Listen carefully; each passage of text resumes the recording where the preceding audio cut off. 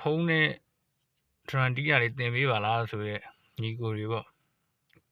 ခုဥစ္စာကတော့ဒီ drum တီးကျင်တဲ့သူတွေအတွက်အခြေခံပထမဆုံးအခြေခံအဓိကလည်းကြားတယ်အဲ့ဒါလေးပြပေးမယ်နော်ကောင်လေးက1 2 3 4 1 2 3 4ဒီကောင်လေးကတကယ်ဆိုရင်တော့1 and 2 and 3 and 4အဲ့လိုလာမှာပေါ့နော်အဲ့ဒါကိုကျွန်တော်တို့1 2 3 4စိတ်ထဲက and ကိုမှတ်ထားလိုက်ပေါ့1 2 3 4 1 2 3 4 1 2 3 4အဲ့ဒါဆိုရင်ဒီ base က1နဲ့3မှာကြာတယ်1 2 3 4စနေကကြတော့3နဲ့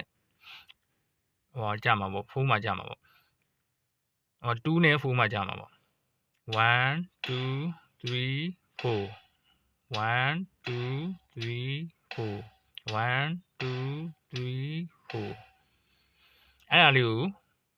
လက်သားကြအောင်ဒီဘက်ကဒီကောင်လေးနဲ့ဒီကောင်နဲ့အဲ့လိုလက်သားကြအောင်လို့အရင်ဆုံးကျင့်လိုက်ပါဒါကတော့ကျွန်တော်မရောသင်ခန်းစာကျွန်တော်တစ်လို့သဘောထားလိုက်တော့မယ်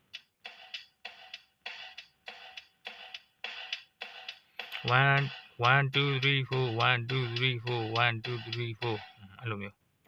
နောက်ဒါသင်ခန်းစာတစ်ထားလိုက်တော့မယ်